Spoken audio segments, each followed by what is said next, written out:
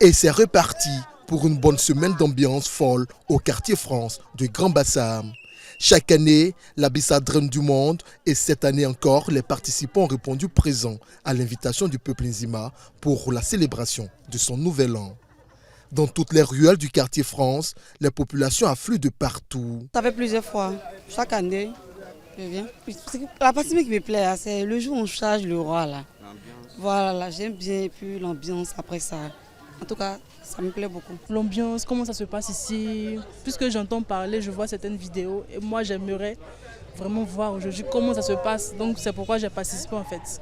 Je dirais la fièvre et puis les traditions d'Enzima qui sont intéressantes à découvrir et à redécouvrir et voilà, et participer. La Bissa, ce n'est pas seulement la danse, c'est aussi et surtout les nombreux maquis qui rendent ce rendez-vous culturel inoubliable à cause de l'ambiance qui règne dans les différents espaces. À quelques heures du top départ, les propriétaires des différents débits d'alcool sont à la tâche. Bon, aujourd'hui, la Bissa, nous avons d'abord la première partie qui était la semaine passée, qui est la cérémonie rituelle. Et la deuxième formule, ce dimanche-là, c'est les shows. C'est-à-dire que c'est du 100%.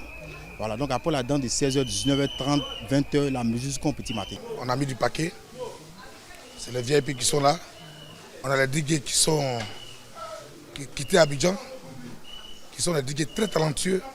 On a des serveuses qui ont été choisies sur mesure, des managers pas possibles. C'est la première fois qu'on vient à la Bissa et c'est la première fois qu'on va faire servir dans un maquis.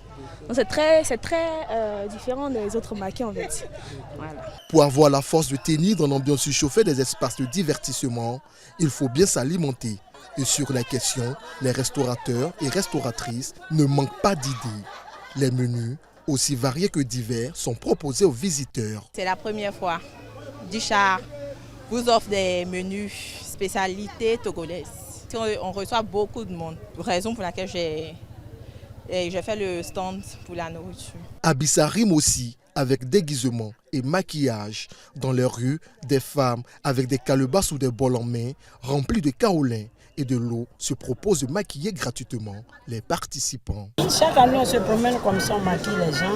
Ça fait partie de la Bissa. C'est ça même qui fait la Bissa. Sans maquillage là, tu ne peux pas être dans la danse. Bon, quand tu viens à la fête de la Bissa, bon, le maquillage même, ça compte même déjà même pour la fête. Voilà, le maquillage même compte.